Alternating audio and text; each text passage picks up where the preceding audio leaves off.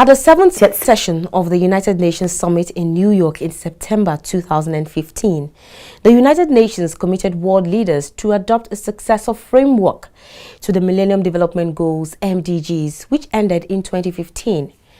With measurable targets and clear deadlines, the post-2015 development agenda, known as the Sustainable Development Goals (SDGs), was designed to improve the world's poorest people within a period of 15 years. The new development framework, otherwise known as the 2030 Agenda, clearly surpassed the MDGs with clear mandate to build on past achievements, consolidate, and of course, address the unfinished business of the Millennium Development Goals. Hello there and welcome. This is Agenda 2030, a program designed to capture and critically examine Nigeria's efforts towards the attainment of the SDGs. I am Toyin Kamyang John. On today's program, we will bring you reports from the ongoing national tour of states and the Federal Capital Territory as part of the efforts to mainstream the SDGs to the sub-national government.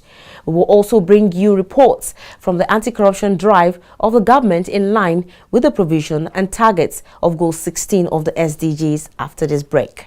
Agenda 2030. As a successor framework for the Millennium Development Goals, the global community rolled out a bigger, deeper, and more encompassing framework called the Sustainable Development Goals, designed to transform our world, lift the poor out of poverty, as well as ensure inclusive and healthy society. On Agenda 2030, we take you on a media trip to the global destination of the future we want. With everyone on board, we focus on the people and their struggle, the civil society and their agitations, the government and her development effort, the Global Development Agenda, its 17 goals and 169 targets. We bring you all the deliberations, insightful conversations and high-level partnerships on the road to global destination. Agenda 2030, showing on this channel. Agenda 2030, leaving no one behind.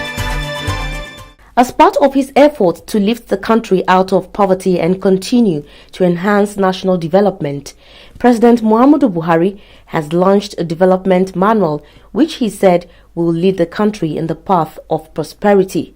Speaking at the launch of the document themed Next Level at the banquet hall of the presidential villa, President Buhari said it is designed to lay the foundation for a stable and prosperous nation. We are certain that these past few years have put us in good stead to press on the next level of building an even stronger nation for our people.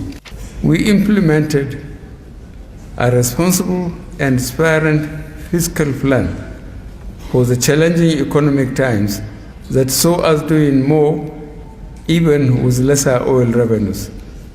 Grand-scale corruption perpetrated at the highest level of government is now a thing of the past. The nation's wealth is now being invested in capital projects to expand infrastructure and connect people, goods, and opportunities by rail, road, and air. Through the National Social Investment Program, we are providing direct support to over 13 million Nigerians who need it. Perhaps our biggest ambition yet is the overhaul of our education sector.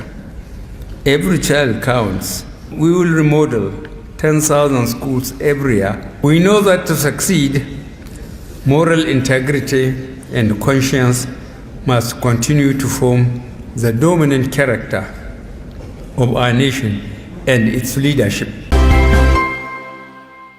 One of the importance of anti-corruption is underlined in Goal 16 of the United Nations 2030 Agenda for Sustainable Development Goals.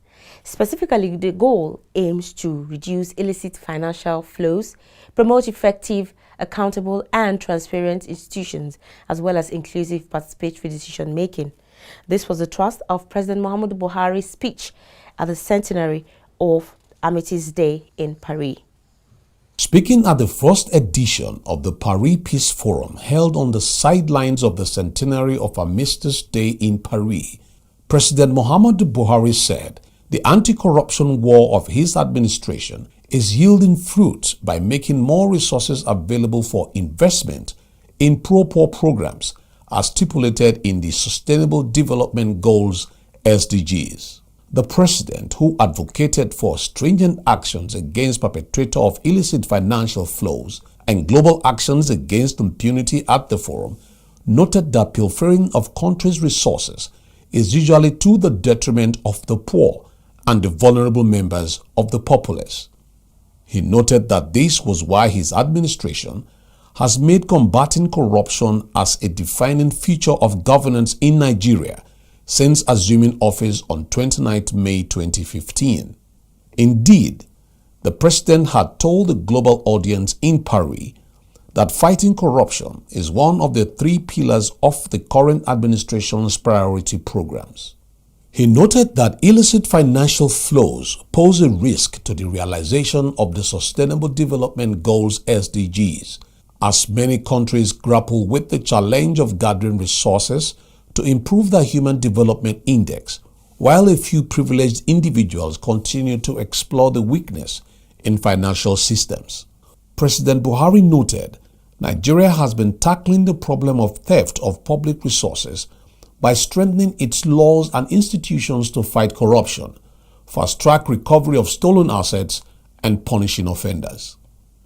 The president said his administration's efforts to ensure public accountability and transparency has yielded dividends. Billions of naira has been recovered from corrupt persons and companies. The recovered funds, he said, is being redirected to the development of critical infrastructure and programs that will benefit vulnerable Nigerians, especially SDGs. Meanwhile, at the vanguard of President Muhammadu Buhari's fight against corruption is Malam Ibrahim Magu, the acting chairman of Economic and Financial Crimes Commission (EFCC). The EFCC chairman clocked 3 years in office, and he used the occasion to speak on his achievements in office so far, especially funds recovered by the agency. For us as an anti-graft agency, it has been so far so good. The past 3 years have been very eventful, and in spite of the obstacles, we have consistently made progress in the areas of convictions, and particularly the recovery of assets stolen from all our commonwealths. In May and June this year, our resolute anti-corruption stance and determination saw us secure the conviction of 2 former governors who are both back 14 years jail terms each. It is unlawful that such an achievement is unprecedented in the fight against corruption over the last 3 years. The EFCC also secured the conviction of a senior advocate of Nigeria for perverting the course of justice. In the 3 years that I have been in charge of the EFCC, we have secured a total of 703 convictions. The breakdown is as follows. In 2015, we got 103 convictions. In 2016, we got 194 convictions. In the year 2017, the conviction was 189. From January 1st, 2018 to date, ladies and gentlemen, we got 217 convictions as of today, and we have all the details. It is in furtherance of the giant strides so far made by Nigeria in mainstreaming the SDGs into the National Development Plan, the Office of the Senior Special Assistant to the President on Sustainable Development Goals, and in collaboration with the United Nations Development Programme, has embarked on strategic advocacy, sensitization, capacity building workshop for stakeholders in the bid to mainstream the SDGs to development plans of the states. On her trip to Minna, Niger State, the Senior Special Assistant to the President on SDGs, Princess Adejoke Orilokwe Adefulire, reiterated the need for concerted efforts in the overall quest to attain the SDGs. She also listed some of the planned supports from the federal government to the states. So what we are doing today is to work with the state government to mainstream SDG into sub-national government, knowing fully that at the federal level we cannot achieve SDG alone. We need to work with the state government, because these are the people where people are at the sub-national government. This is the people, because if SDG is about people, it's about our planet, it's about prosperity, it's about peace, then it's about partnership, then we have to work with the sub-national government. So the 5 P's is very, very key. The people are here, we have partnership working with you, we need peace, and peace can only exist at the grassroots. If you don't generate from the grassroots, it can escalate to the national. So all of this we put together and say, okay, let's leave our comfort zone, let's come and work with the state government. From state government works with the local government, and so that together we can do a bottom-up approach where people that we intend to prosper are located. The governor of the state, Alhaji Abubakar Sani Bello, who welcomed the delegates, said the visit was very critical and appreciative, pointing out that the time to act and develop the grassroots is now. He said Niger State has put on all structures in both human and financial resources for SDGs to succeed. Governor Bello said the state will continue to work with the federal government and the UNDP for the success of the SDGs. We have a solid structure and a very good team under the Sustainable Development Goals. They are agile and active and hardworking. I have no doubt that you find them very useful. I hope we're able to move forward, to make progress. What I can do at this point is to give my firm commitment as the governor of this state that we'll do whatever it takes to give all our support, whatever it is necessary to see that this program succeeds. This program will take care of poverty, will take care of health issues, will take care of empowerment, and whatever is needed at the lower level for people to have a decent life. We know all fingers are not equal, but there's a minimum level to which a human being should live. And that's what we want to achieve. In his remarks, Dr. Ojijo Ohiambo, who represented the UNDP country director in Nigeria, Samuel Buala, pointed out that the UNDP has a long-time history of partnership with the state and is willing to renew it for the common good of the people of the state. He said the need to go to the grassroots to tackle the challenges there cannot be overemphasized. We have been working very closely with the Office of the Senior Special Assistant to the President on SDGs at the national level. And now it's time for us to cascade all those activities and all those plans and all those intentions to the subnational level. This is where the problems are. This is where the people are. This is where the challenges are. And if we all sit in Abuja in very nice, comfy rooms, of course this is also very comfy, but of course really we need to go to the ground where things are really happening and where the challenges reside and tackle those challenges. We think, and this is quite critical, that we're not going to have a business as usual way of addressing the SDGs. We need a business as usual way. We need to mainstream the SDGs. We need to be very clear in terms of what are the interventions, what are the targets. We should be very, very ambitious with the targets. What are the interventions that we need to achieve this? So, Excellency, I think we are here again in conjunction with OSAP to support the mainstreaming process of the SDGs within the policies, the plans, the laws, and the implementation strategies to support the SDGs. At the Advocacy, Sensitization and Capacity Workshop that followed, the delegation sought the cooperation of the executive, legislators, civil societies, the religious and all stakeholders in the state to achieve the global agenda.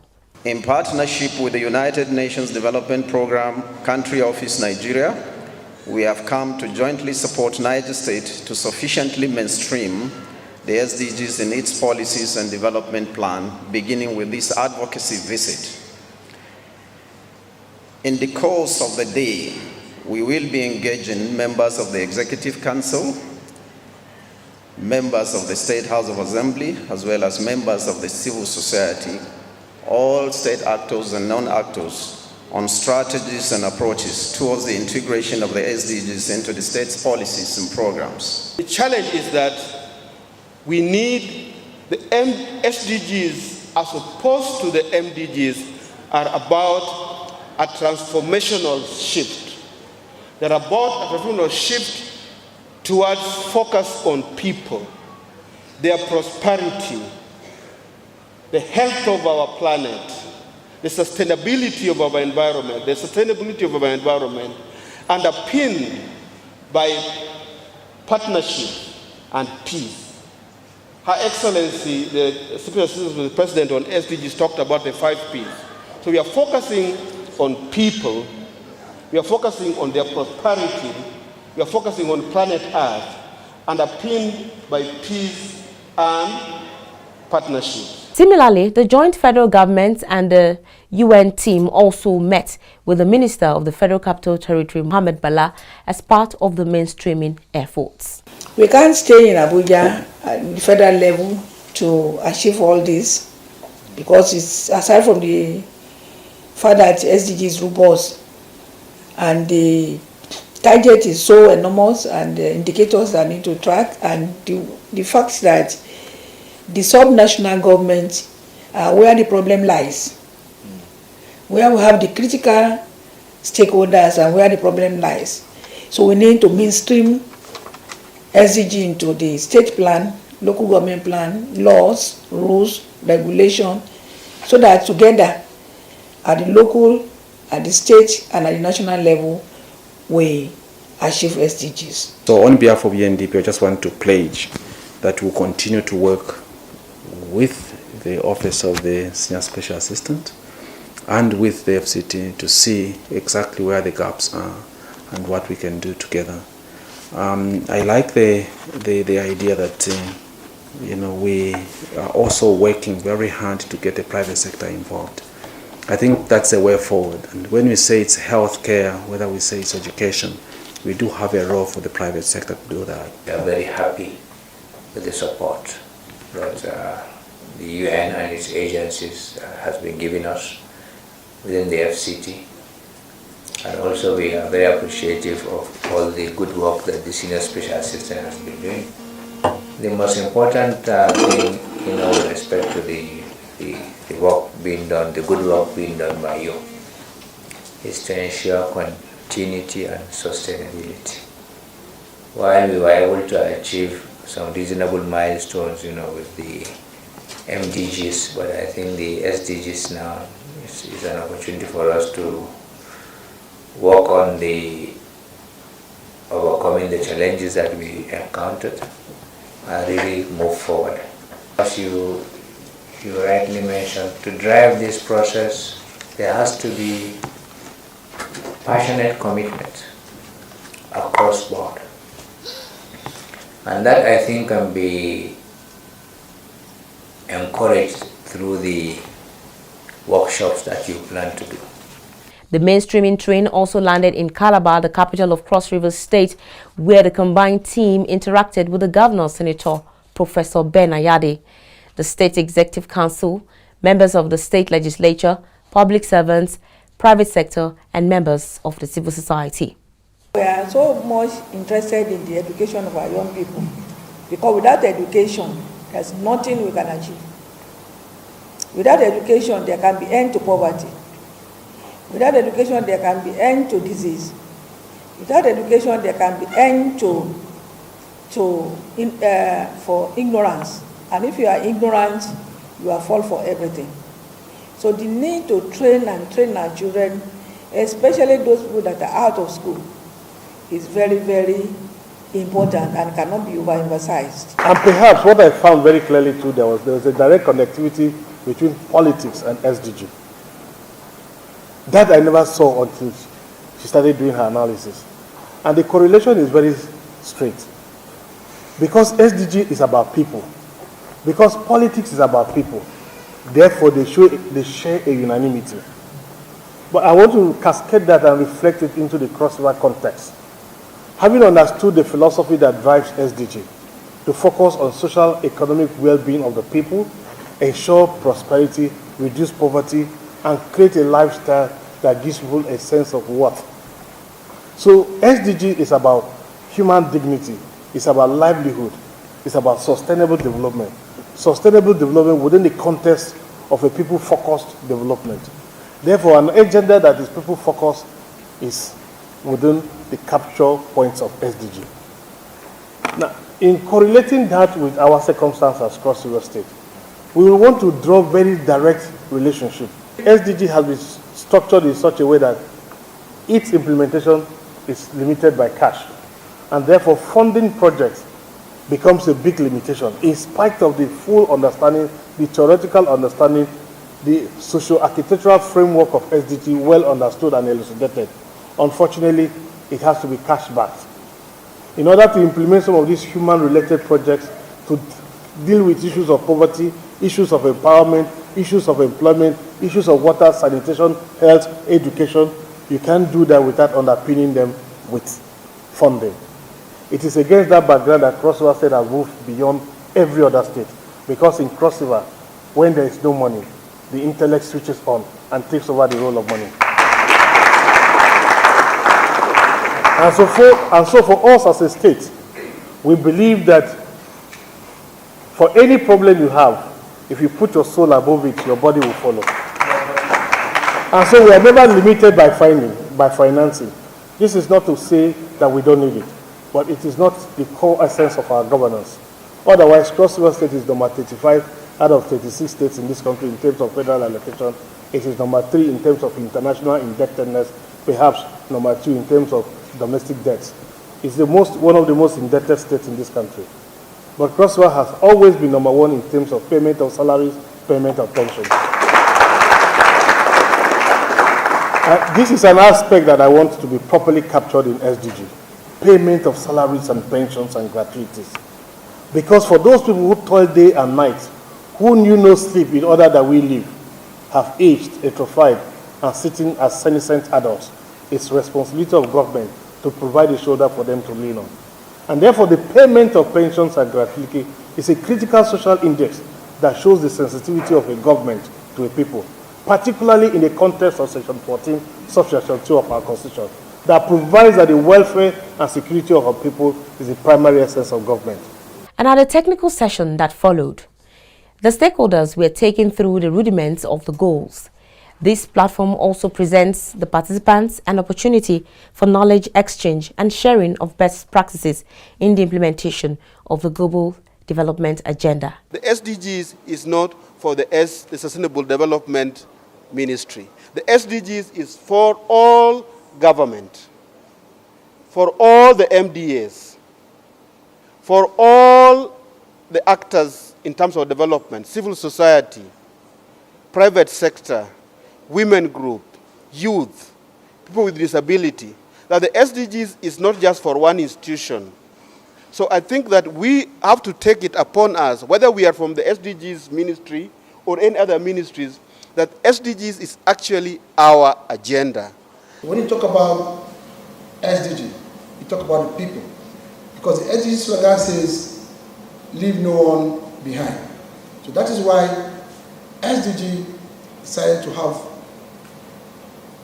desk officers, all local government, all MDAs, so we'll be able to attend to the core poor, to the vulnerable, the less privileged in society. So today, I thank God that we are somewhere. SDG is growing, and with God on our side, we will do better than this. We also, like I mentioned, it is evident that we cannot achieve the sustainable development goals with just throwing money at the problem. We just wake up as policy makers, we say we need 10 boreholes in one community, when that community does not need even one borehole. Maybe they just need a classroom block, maybe they don't even need a classroom block, they just need a quality teacher that will come and teach their children. So this thing has to be mainstream. Nigeria will continue to support the United Nations in all its efforts, including the attainment of the 2030 Agenda for Sustainable Development. I thank you. Agenda 2030, showing on this channel. Agenda 2030, leaving no one behind. And that's our package for the week. Remember, you can always watch this program and other episodes by subscribing to our YouTube channels on youtube.com/Fresh News TV and youtube.com/Agenda 2030 TV. You can also watch the program live on Facebook.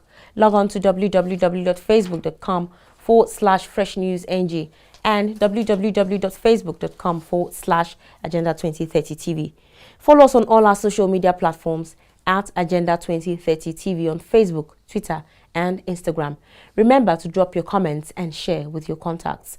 Do use the hashtag Agenda 2030 and hashtag Agenda 2030 TV. Thank you very much for being part of the program this week. We will see you again next week. Until then, bye.